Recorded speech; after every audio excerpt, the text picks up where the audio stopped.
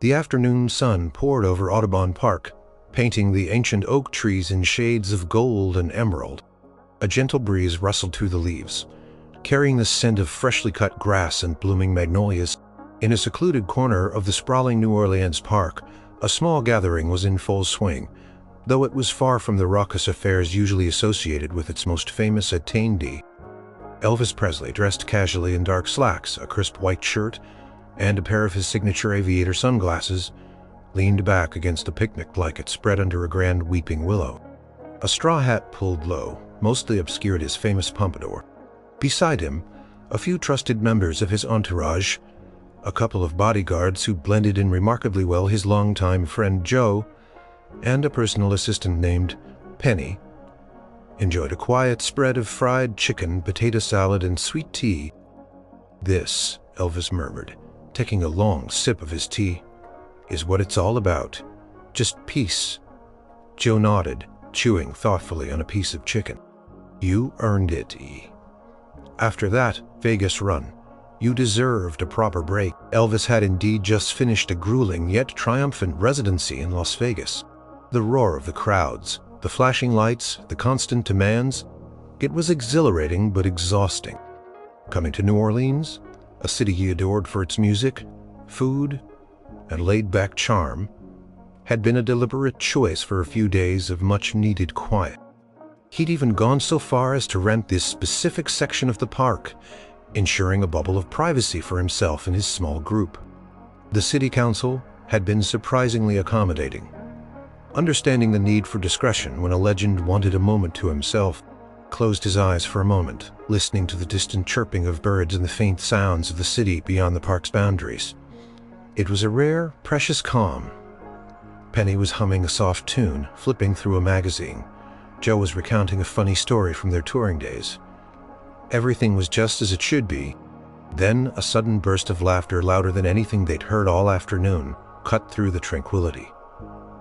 Elvis's eyes fluttered open. He saw them first. A family of 4, spilling out of an older model station wagon that had somehow navigated its way down a usually restricted service path. A man and a woman, both looking a bit harried, were juggling a cooler and a plaid picnic basket. Trailing behind them were 2 children, a girl maybe 8 or 9, with pigtails bouncing as she ran, and a boy a couple of years older, skinny and energetic, carrying a well-worn baseball glove. They headed straight for a patch of grass not 20 feet from Elvis's carefully carpeted sanctuary. Penny, ever vigilant, noticed them too. Her humming stopped. Joe, mid-story, paused with a chicken leg halfway to his mouth. The bodyguards subtly shifted their positions, their gazes sharpening. "Well now," Joe said, lowering his voice, "looks like we got company." The family, completely oblivious, began to unload their gear. The father, a man with a receding hairline and a determined set to his jaw, wrestled a large red cooler to the ground with a grunt. The mother, her floral dress slightly rumpled, spread a bright red checkered blanket, almost touching the edge of Elvis's own muted green one. The children, meanwhile, were already engaged in a game of catch, their shouts of "mine" and "got it" echoing through the air. The boy, in a particularly enthusiastic throw, sent the baseball skittering directly towards Elvis's picnic spread, coming to a stop just shy of a plate of potato salad. He appreciated public parks, understood their purpose, but this section, he knew, was clearly marked as rented. There had been signs put up, even a small rope barrier, though it looked like it might have been pulled aside. One of the bodyguards, a tall, imposing man named Frank, started to rise. Penny put a hand on his arm, a silent request to hold back for a moment. She glanced at Elvis, waiting for his cue. Elvis, however, remained still. He observed the family. The mother was now trying to corral the children, urging them to settle down. The father was wrestling with a stubborn cooler lid. They seemed like a typical family, just out for a day in the park, unaware, unassuming, yet they were encroaching, and not just a little. The children's play was already starting to infringe on the quiet atmosphere Elvis had paid good money for. The baseball was still sitting tantalizingly close to the potato salad. "They don't know, do they?" Elvis finally said, his voice a low rumble. Penny sighed softly. "Doesn't look like it, Elvis, but the park ranger should have directed them elsewhere. Or the signs. Signs can be missed," Elvis mused, almost to himself. He took off his straw hat, revealing a glimpse of his dark, perfectly coiffed hair. He ran a hand through it, a habit when he was thinking. The little girl, distracted from her game, suddenly noticed the group under the weeping willow. Her eyes, wide with curiosity, landed on Elvis. He saw her gaze, but she didn't seem to recognize him. Just saw a man, sitting quietly. She whispered something to her brother, who then also looked over. The parents, busy with their picnic, hadn't quite noticed yet. Elvis put his hat back on, pulling it down a little further. He knew this moment was coming. The moment when someone would have to go over there, politely, and explain. And he knew with a certainty born of experience that it was rarely a pleasant conversation. People often felt entitled, or they felt put out. And if they did recognize him, it would turn into a different kind of chaos altogether. He just wanted a quiet afternoon, but it seemed as usual peace was a fleeting thing in his world. Frank, the bodyguard, finally couldn't stand it anymore. He stood up, his towering frame casting a long shadow over the picnic blanket. His movements were smooth, practiced, designed to be non-threatening, yet command attention. Joe and Penny watched, knowing this was part of the drill. Maintaining Elvis's privacy wasn't just about keeping fans away. It was about managing boundaries, in a world where those boundaries were constantly tested. "All right, folks," Frank said, his voice calm but firm as he approached the Miller family. He stopped a respectful distance from their bright red picnic blanket. The father, who was just about to open a bag of potato chips, looked up startled. The children paused, their game of catch, their eyes wide. "Excuse me," Frank continued, choosing his words carefully, "but I believe there's been a slight misunderstanding." Mr. Miller, a man named Tom, blinked. He had a weary look about him, like someone who worked hard all week and just wanted a simple Saturday. "Misunderstanding about what?" "This section of Audubon Park," Frank explained, gesturing vaguely around them, "has been privately rented for the afternoon. There should have been signs, perhaps even a rope barrier, indicating it's not open to the public today. Rented. This is a public park. We've been coming here for years. There ain't no signs. We just drove right in." He gestured vaguely towards the service path they used. "Couldn't see anything." His wife, Sarah, chimed in. "Drove all this way? What do you mean rented?" Her voice had a defensive edge, a hint of indignation. They had planned this for weeks. A rare day off. "It's a private event," Frank reiterated patiently. "We have a permit from the city." "A permit?" Tom scoffed, finally getting the bag of chips open with a loud rip.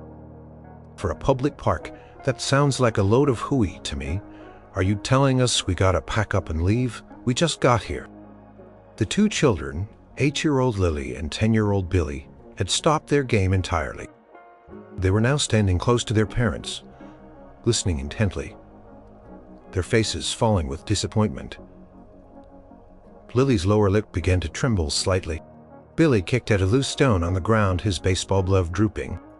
"I understand it's inconvenient," Frank said, trying to maintain his polite demeanor. "But yes, that's what I'm telling you. We have the exclusive use of this area for the day. You'll have to find another spot in the park." Sarah crossed her arms. "Another spot? Look around, mister. It's crowded today, and we already set everything up. This is our favorite spot, right here. My grandmother used to bring me here." Her voice was rising, laced with frustration. From his vantage point under the weeping willow, Elvis could hear the raised voices. He could sense the rising tension. Frank, despite his calm tone, was clearly having trouble diffusing the situation. He saw the children's crestfallen faces, and a familiar pang went through him. He hated seeing kids upset. "Maybe if you showed us this mermaid tea," Tom challenged, his voice growing louder. we'd believe you. Otherwise, you're just some big shot trying to push honest folks around. He didn't realize how close to the truth he was with Big Shot, albeit in a very different way than he imagined. This was the moment, the exact kind of friction Elvis always tried to avoid. He knew Frank could handle it, of course. The longer it went on, the more uncomfortable it became, and the poor family, no matter how mistaken, was clearly feeling cornered. He quietly pushed himself up from the blanket. Penny and Joe noticed immediately, their eyes following him. "Elvis, wait," Penny whispered, a note of concern in her voice. "Let Frank handle it." But Elvis was already moving. He took off his straw hat, letting it hang from his hand, and adjusted his sunglasses. He smoothed down his shirt. He was still several feet away, walking slowly, deliberately, towards the unfolding confrontation. "It's all right, Penny," he said softly, his voice still low enough not to carry to the other family yet. "Let me try." Frank, seeing Elvis approaching, briefly faltered. He knew Elvis preferred to avoid direct confrontations, especially with the public. But he also knew Elvis's natural charm often worked wonders where stern words failed. Tom Miller was still glaring at Frank. "So, you just expect us to pack up everything? No explanation, no proof? This is ridiculous. What kind of private event needs a whole section of a public park anyway? Is it some secret society meeting?" He let out a derisive chuckle, trying to lighten the mood but only making it more awkward. Just as Frank was about to respond, a new voice, impossibly smooth and melodic, cut through the air. "No secret society, sir. Just a quiet afternoon." Tom, Sarah, Lily, and Billy all turned as one. They saw a tall man, impeccably dressed, with dark sunglasses obscuring his eyes, standing a few feet behind Frank. He had an aura about him, something undeniably striking, even with the hat off and sunglasses on. "I apologize for the confusion," Elvis said, his voice gentle, courteous. "My assistant was simply trying to explain the situation." He nodded towards Frank, who stepped slightly to the side. Tom, still annoyed, looked Elvis up and down. "And who are you, Mr. the Big Cheese, who rented the whole park?" He still had no idea. He just saw another well-off individual trying to throw his weight around.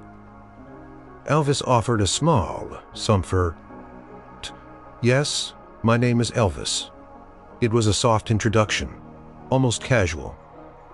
No fanfare, no grand reveal, just a name. But even so, it hung in the air for a moment, waiting. The name was common enough after all. Tom and Sarah just registered it as a pleasant, if somewhat arrogant, response. "Elvis what?" Tom challenged, still bristling. "Look, Elvis, whoever you are, we're not moving. We got here first. And this is a public park. You can't just kick us out on a whim." The little girl, Lily, finally looked directly at Elvis. Something in his stance, the way he carried himself, was starting to nag at her. Her small brow furrowed in concentration. She tugged on her mother's dress. "Mommy?" "He looks like," she began, her voice a whispered question. But before she could finish, before Sarah could even respond, Elvis made the subtle, unconscious gesture that would change everything. He reached up slowly, deliberately, and pushed his dark aviator sunglasses onto the top of his head. The bright afternoon sun illuminated his face. The famous eyes, the sculpted cheekbones, the slight, familiar smile. And in that instant, the Millers finally saw him. The air seemed to still. The chirping of crickets, the rustle of leaves, the distant hum of traffic, all faded into a muffled backdrop against the sudden, shocking silence that fell over the small group. Tom Miller's jaw went slack. The potato chip bag, forgotten, slipped from his fingers and landed silently on the grass. Sarah's hand flew to her mouth, her eyes widening to impossible saucers. Lily, the 8-year-old, let out a tiny gasp, her pigtails seeming to wilt with the sudden revelation. Billy, the 10-year-old, froze mid-kick, his soccer ball rolling gently away from his foot. It was him. Not just Elvis, it was the Elvis Presley, the man who had just spoken to them, the one they'd argued with. the one they'd accused of being a big shot and trying to push them around, was the king of rock and roll. Elvis, sensing the recognition, offered a small, slightly awkward smile. He hadn't meant for it to be quite so dramatic, but the look on their faces was priceless. From Penny and Joe's perspective, watching from under the weeping willow, it was a familiar scene. It always tinged with a fresh wave of awe at the sheer power of his presence. "Well," Elvis said, his voice softer now, almost apologetic, "I guess the cat's out of the bag." He chuckled lightly, a low, comforting sound. He certainly didn't look like he was trying to kick anyone out now. He looked more like he was bracing for the usual deluge of fan reaction. Tom Miller finally found his voice, though it came out as a strangled squeak. You're Elvis." "That's me," Elvis confirmed, a gentle nod. Sarah, still speechless, could only manage a slow, disbelieving shake of her head. Her face was flushed crimson with embarrassment. She thought about everything she'd said, every indignant word. "You're trying to push honest folks around." The words echoed in her mind, sounding ridiculously petty and disrespectful now. Lily, however, was the first to fully process the wonder of it.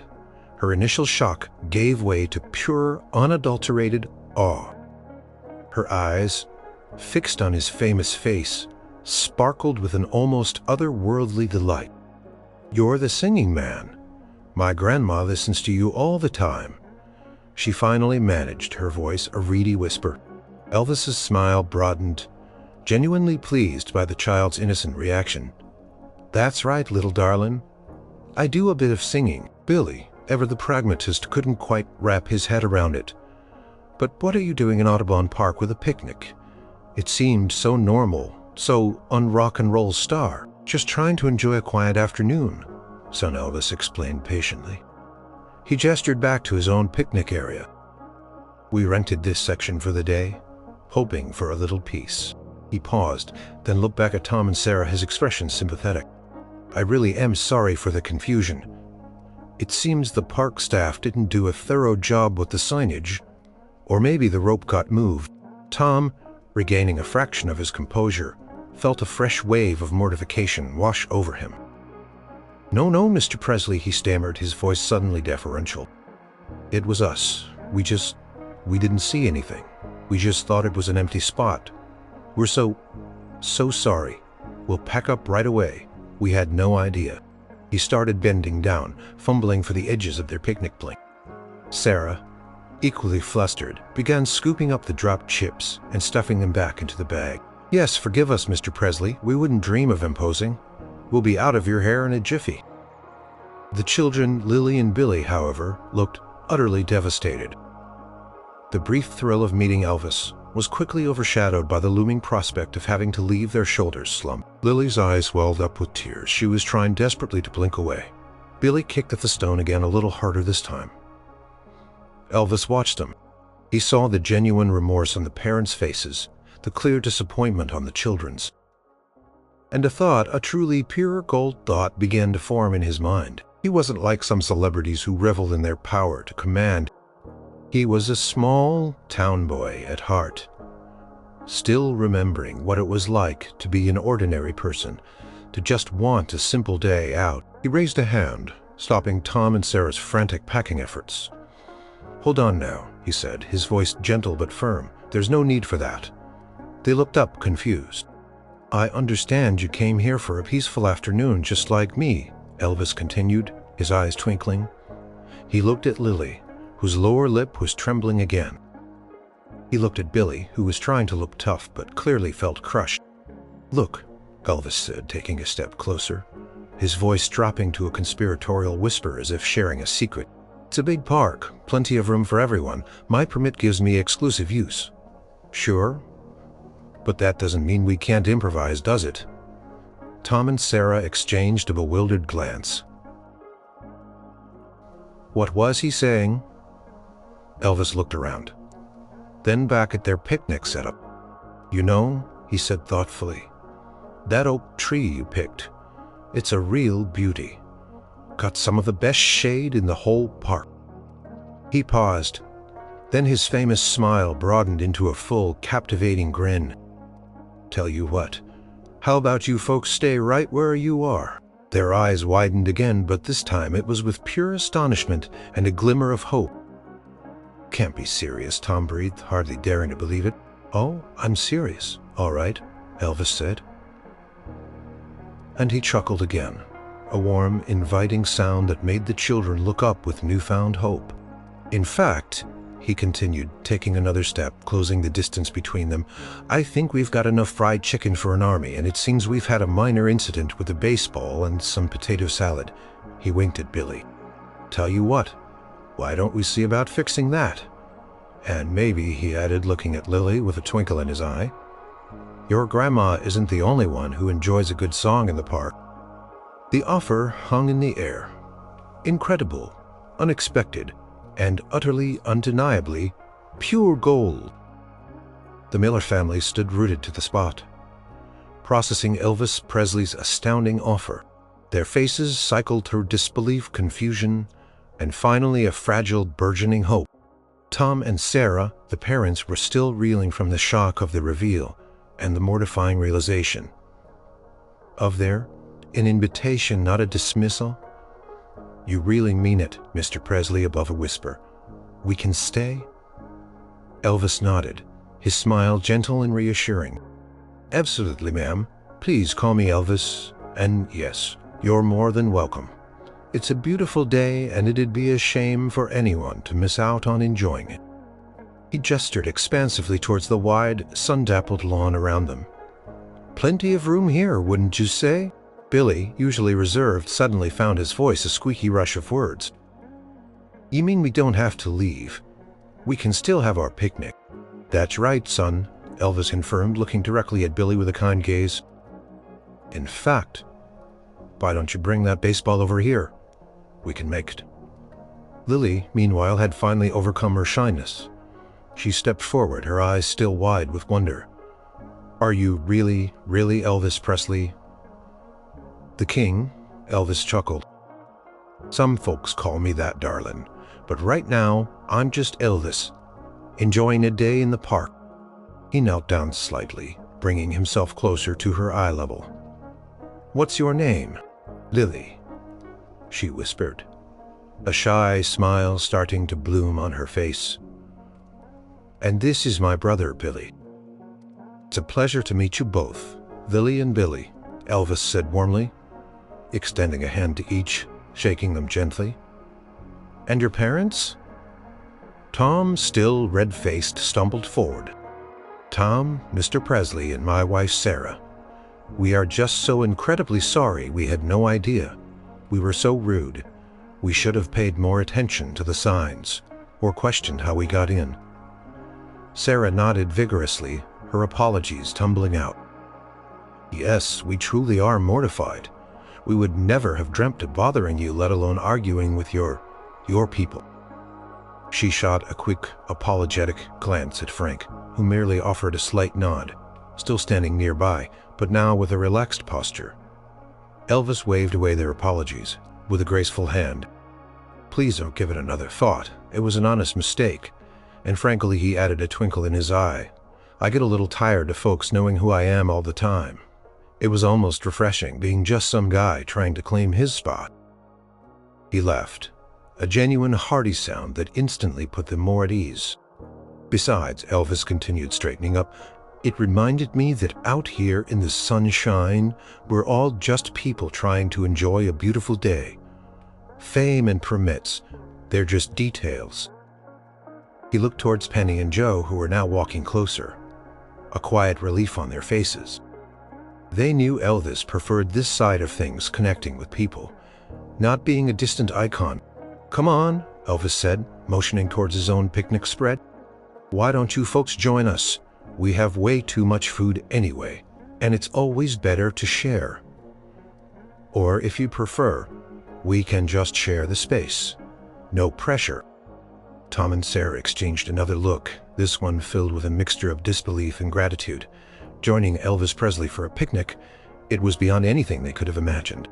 Their initial plan of a simple family picnic now seemed incredibly mundane compared to this unfolding miracle. "Oh, Mr. Pre-Elvis," Sarah began, her voice still trembling slightly. "That's too kind. We wouldn't want to intrude any further." "Nonsense," Elvis said firmly, "but with kindness. Consider it an adventure.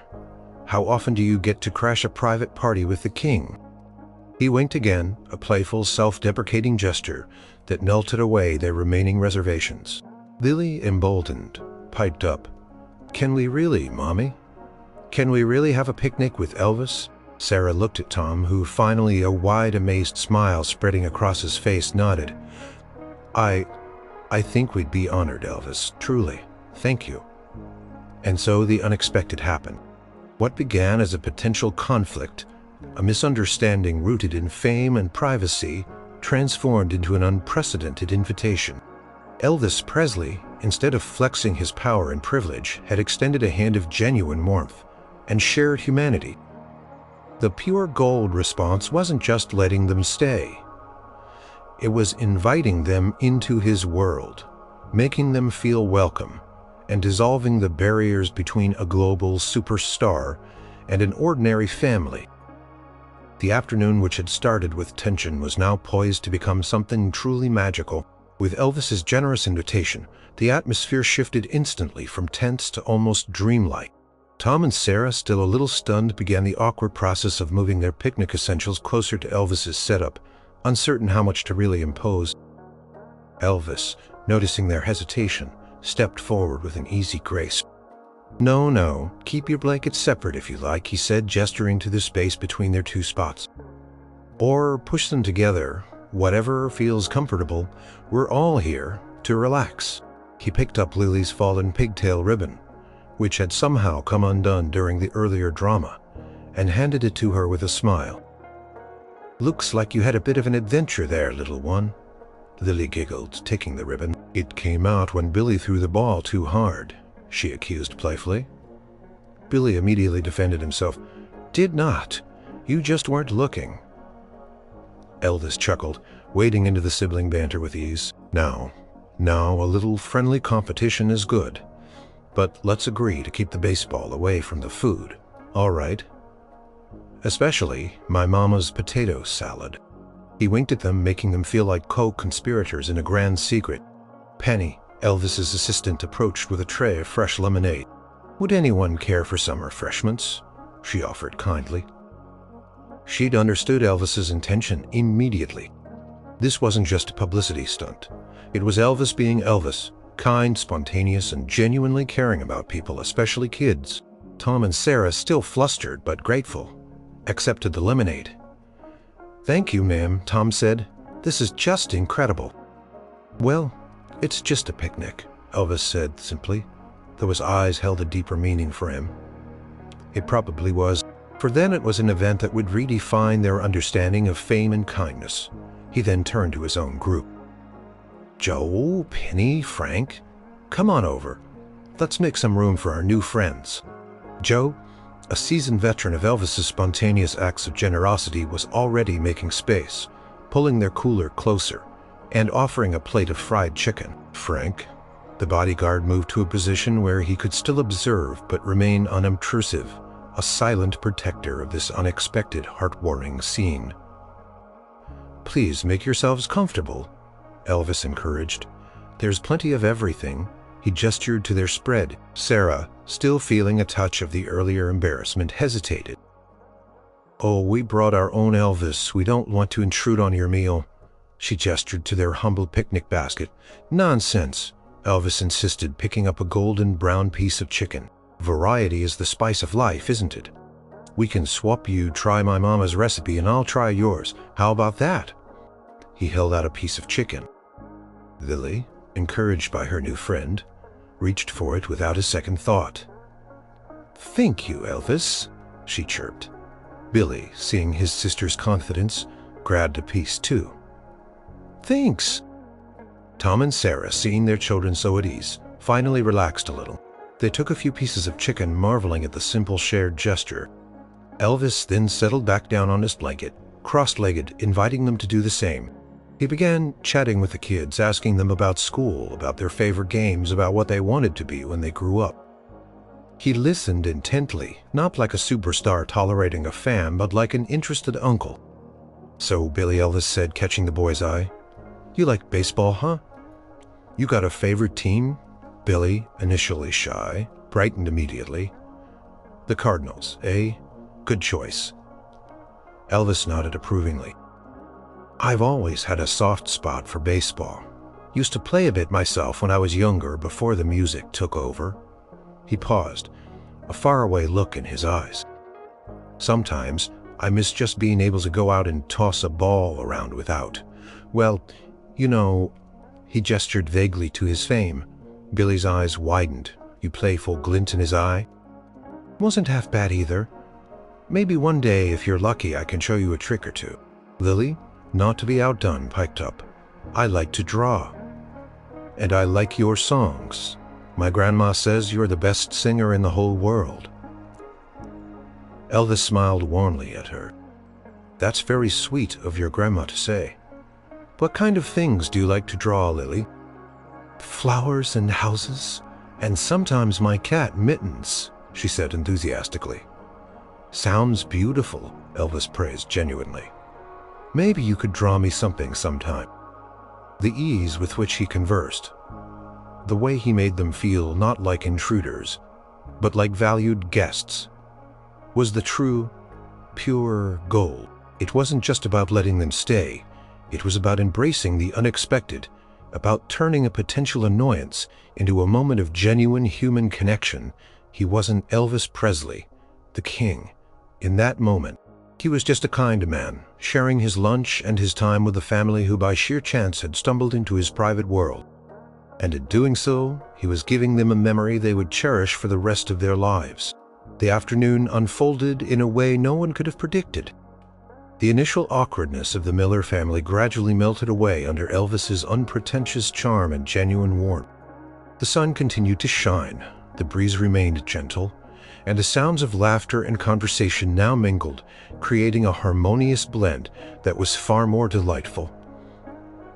Elvis truly seemed to relish the unexpected company.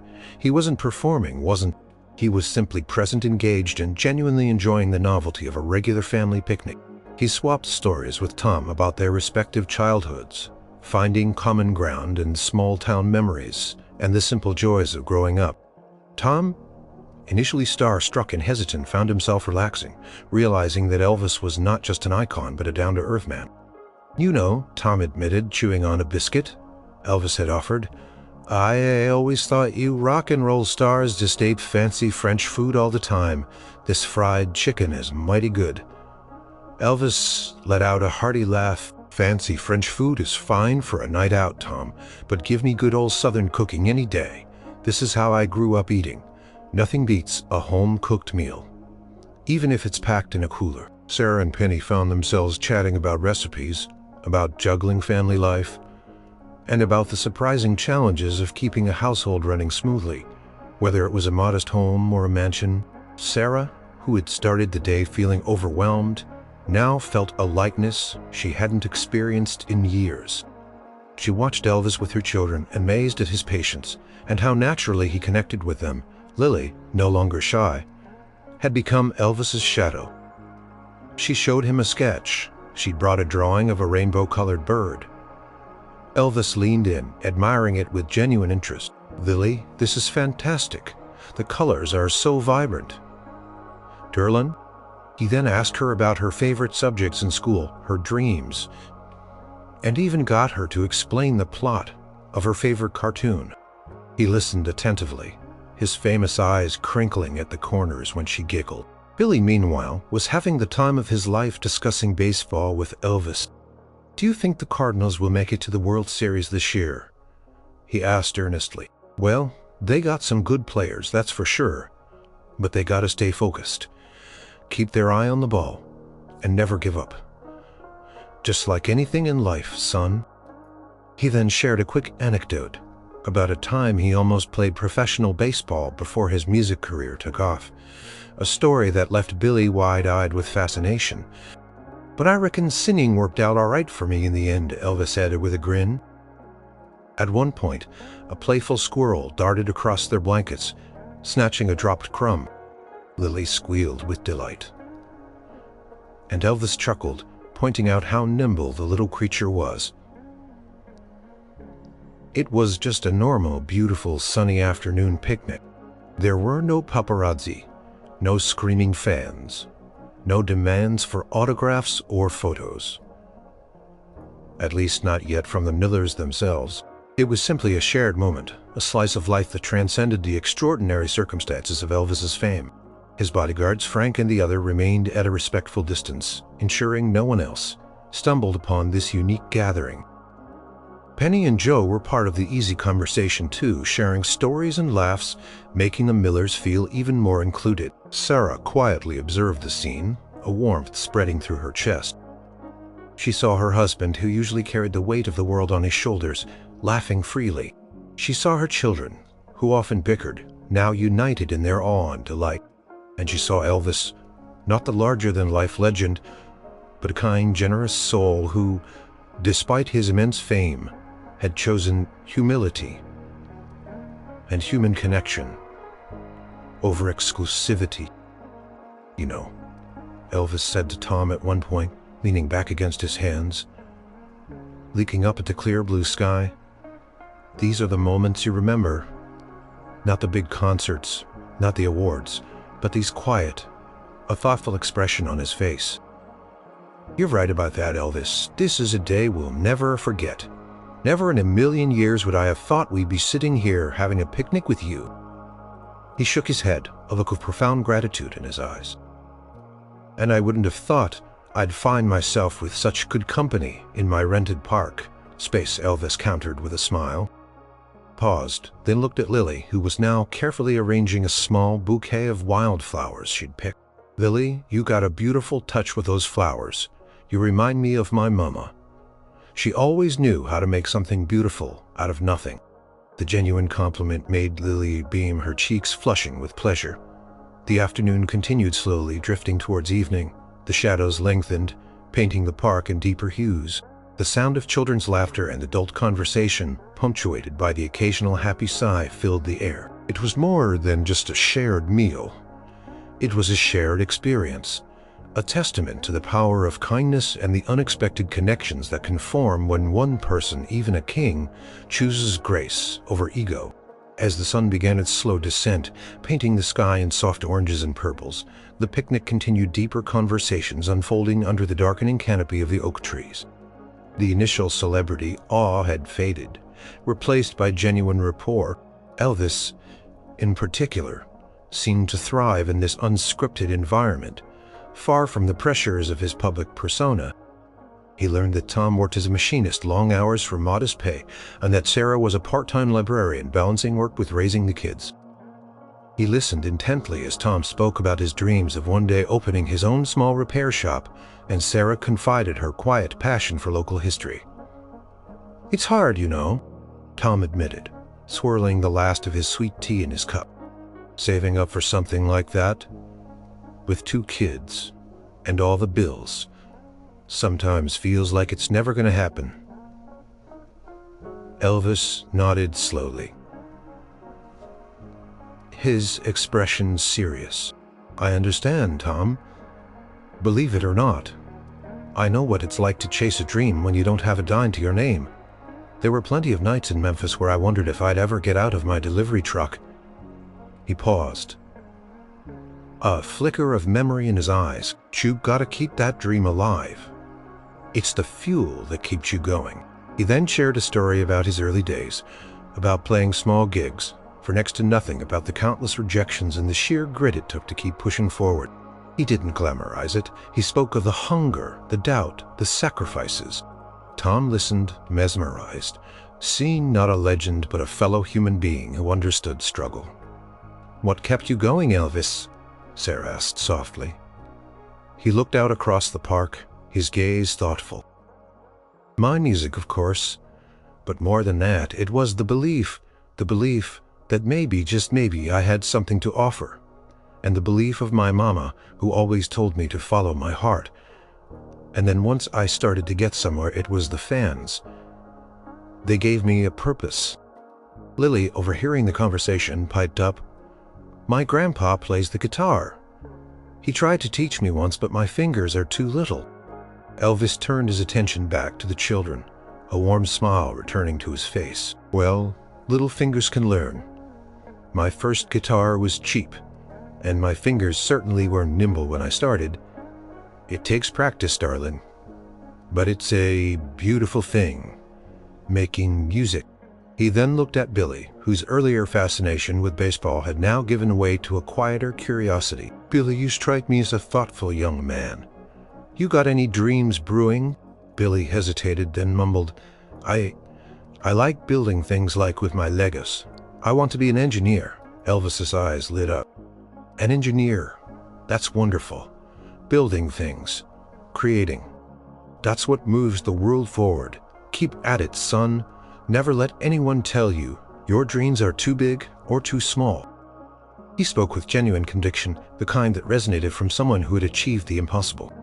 He then shared an anecdote about a time he'd been fascinated by the mechanics of a new recording studio, how he'd spent hours talking to the engineers, understanding how sound was captured and shaped. It was a side of Elvis the public rarely saw, curious, intelligent, and appreciative of skills beyond his own. The Miller family, in turn, felt comfortable enough to share more of themselves. They talked about family traditions, funny mishaps, and the small victories that made their lives meaningful. Elvis listened with an attentiveness that made each of them feel truly seen and heard. He didn't interrupt. He didn't dominate the conversation. And he never once made them feel like their lives were insignificant compared to his. Penny and Joe observed this quiet exchange with familiar admiration. This was the Elvis they knew and loved, stripped of the glamour and the demands of fame. This was the man who found joy in simple connections, who genuinely cared about the people he met. As the light faded, Elvis reached for a small, portable acoustic guitar that Frank had discreetly placed nearby earlier in the afternoon. He hadn't planned to play, but the moment felt right. "You know," he said, strumming a few soft chords, "my mama used to sing me lullabies like this. And later, when I started playing, I'd just sit on the porch and play for anyone who'd listen." He looked at Lily, who was now completely captivated by the guitar. "You still wanting to hear a song, Lily?" Lily nodded vigorously, her eyes sparkling in the twilight. And that's when the magic truly deepened. The soft chords of Elvis's guitar filled the quiet park as dusk deepened, creating an almost ethereal atmosphere. It wasn't a performance. It was an intimate, heartfelt sharing. He didn't launch into a roaring rock and roll anthem. Instead, he chose something gentle, something imbued with the soulful spirit of the South. He started with "Love Me Tender," his voice no longer amplified by stadium speakers, resonating with a rich, velvety warmth that was even more captivating in its raw, unadorned beauty. Sarah gasped softly, wiping a tear from her eye. Lily and Billy leaned forward, their faces bathed in the soft glow of the park lights that had just flickered on. His voice, even stripped of its usual power, held an undeniable magic. It was a lullaby, a comfort, a whisper of a legend sung just for them. He followed it with a gospel tune, a hymn that spoke of faith and hope, the kind of music he often turned to for solace. His eyes closed for a moment, lost in the melody, before opening to meet the awestruck gaze of the Miller family. He sang for perhaps 15 minutes a medley of quiet, soulful songs that were both familiar and entirely new in this setting. He wasn't performing, he was simply sharing a piece of his heart, a moment of pure, unadulterated musical connection. When he finished, the silence that followed was profound, filled with unspoken emotion. "Thank you, Elvis," Sarah whispered, her voice thick with emotion. That was beautiful. More than beautiful," Tom added, shaking his head in wonder. "It was a gift." Elvis offered a humble smile. "My pleasure. There's nothing quite like sharing a song, is there?" He set the guitar gently beside him. "Sometimes, out on the road, I forget that. I forget the simple joy of it you folks reminded me." Lily, emboldened by the music, crawled closer to him. "Can you teach me a chord, Elvis?" she asked, her small fingers reaching towards the guitar strings. Elvis chuckled softly. Well, now, darling, that's a big question for the end of the day. But tell you what, he paused, his eyes twinkling. You keep drawing those beautiful pictures, and maybe one day we'll see about those guitar lessons. How about that? Lily nodded, a radiant smile on her face. Billy, meanwhile, pulled a worn baseball from his glove. Billy, meanwhile, pulled a worn baseball from his glove. Billy, meanwhile, pulled a worn baseball from his glove. Elvis, he said, his voice earnest, can you sign my ball, please? Elvis took the ball, his expression softening. It would be my honor, Billy. Pulled a permanent marker from his shirt pocket, a tool he always kept handy, and carefully signed his famous name across the smooth white leather. To Billy he wrote, keep playing hard. Your friend Elvis Presley. He handed it back to Billy, who held it like it was the most precious treasure on earth. Sarah, seeing this, shyly pulled a small, slightly crumpled notebook from her bag. Elvis, if it's not too much trouble, could you sign this for Lily? She loves to draw, and she'd never believe this day happened without proof. Elvis took the notebook and signed it with a flourish. To Lily he wrote, keep drawing your beautiful dreams. Your friend, Elvis.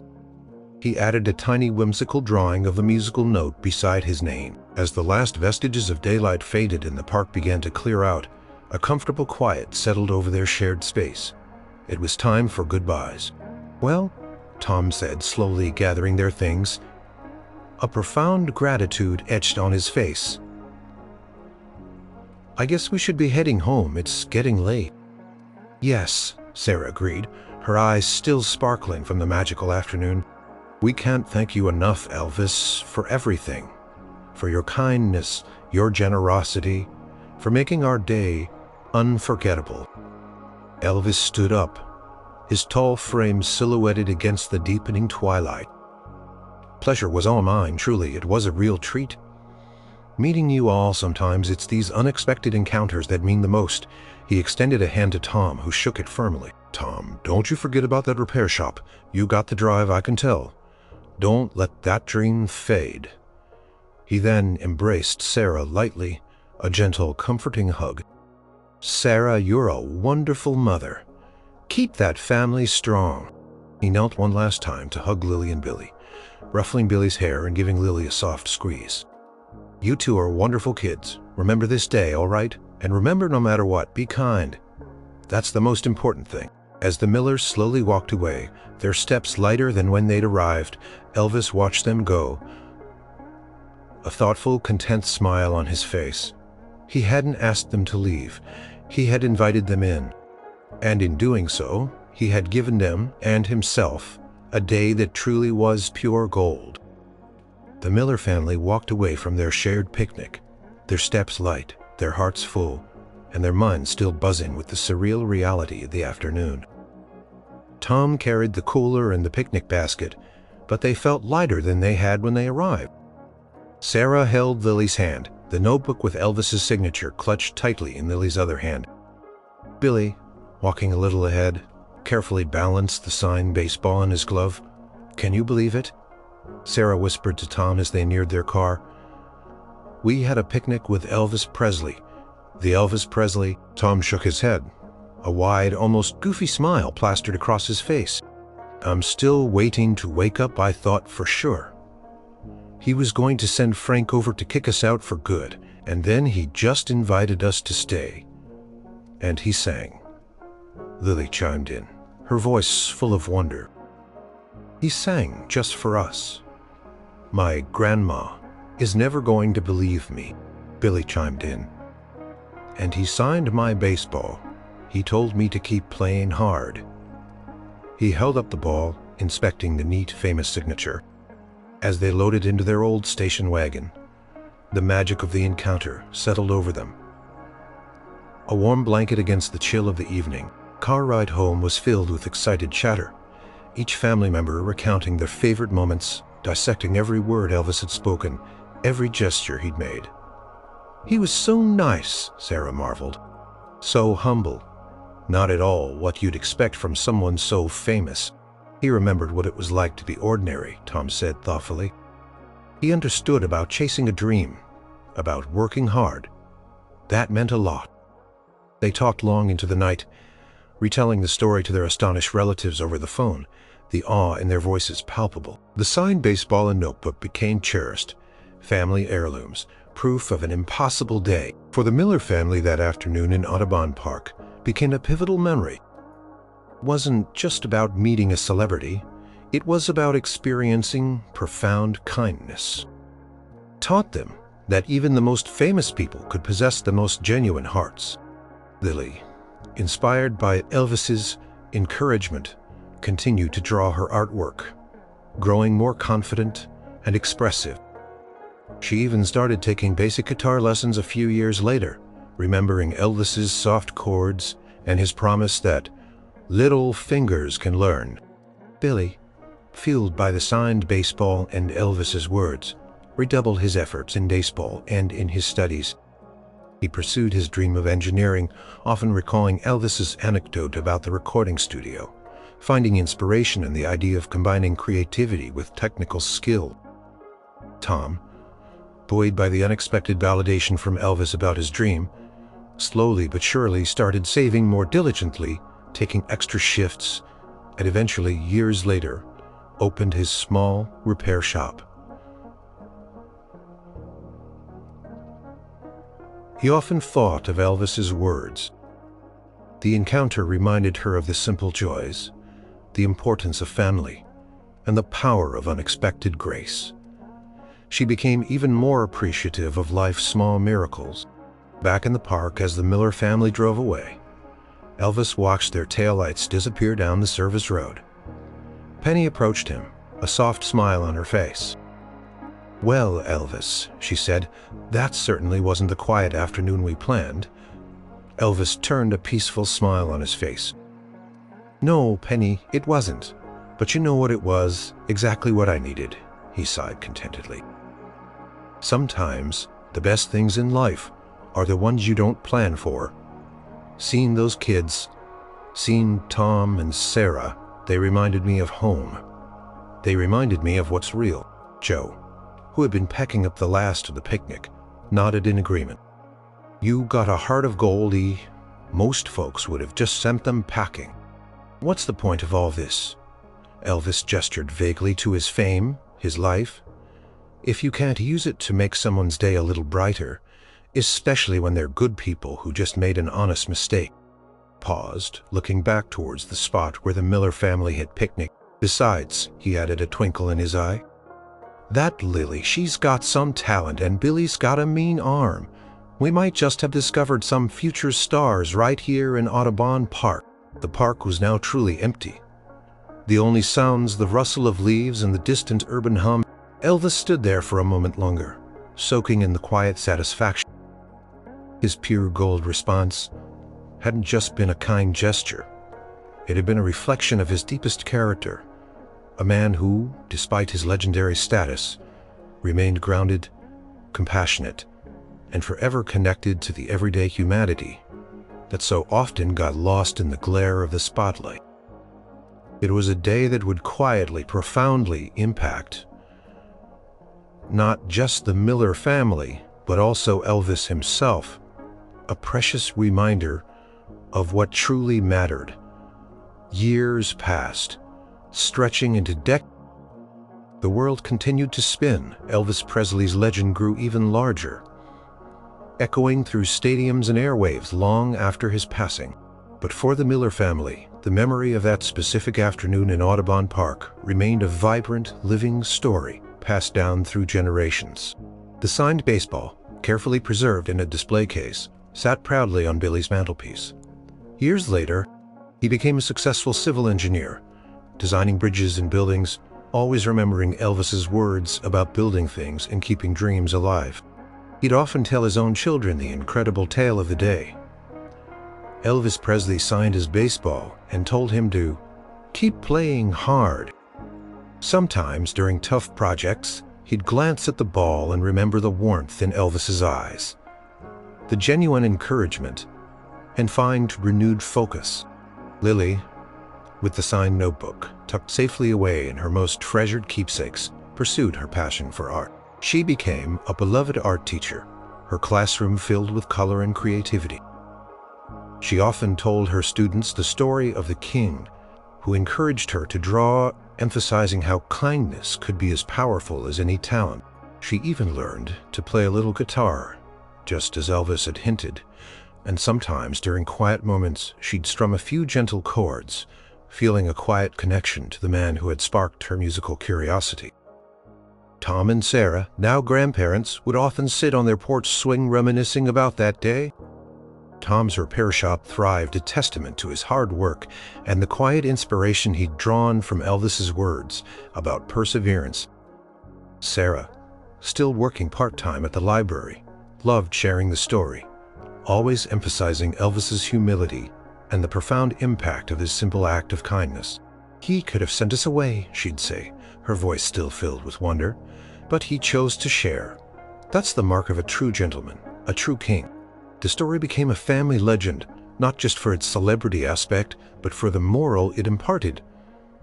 That treating others with kindness and understanding, even when you have every right not to, can create something truly beautiful. It was a story of grace, unexpected connection, and the quiet power of human decency. For Elvis, that afternoon was one of many similar unpublicized moments throughout his life. He often sought out these small, genuine interactions, finding solace and a sense of normalcy in connecting with ordinary people. He understood that while his music was his gift to the world, his humanity was his gift to himself and to those he met along the way. The Miller family encounter, though specific in its details, represented a core part of who he was. A man who, despite the dazzling heights of fame, never forgot his roots, his manners, or the simple joy of sharing a peaceful afternoon. He often reflected on moments like that, fleeting glimpses of a life he might have lived had music not called him. These were the moments that recharged his spirit, grounding him in the reality of human connection amidst the often isolating whirlwind of superstardom. Carried the memory of Lily's bright eyes, Billy's earnest questions, Tom's quiet resolve, and Sarah's gentle spirit as quiet treasures. The pure gold response wasn't a grand public spectacle. It was an intimate act of generosity, born of a moment's decision. It wasn't just about letting a family stay in his rented space. It was about opening his heart, sharing his time, and reminding everyone, including himself, that true loyalty lies not in power, but in kindness. And so the legend of Elvis Presley continued, not just in the thundering echoes of Hound Dog or the soulful cries of Heartbreak Hotel, but in the quiet, heartwarming tale of a king who, when asked to defend his rented park, chose instead to share it, transforming a simple misstanding into a timeless moment of pure gold.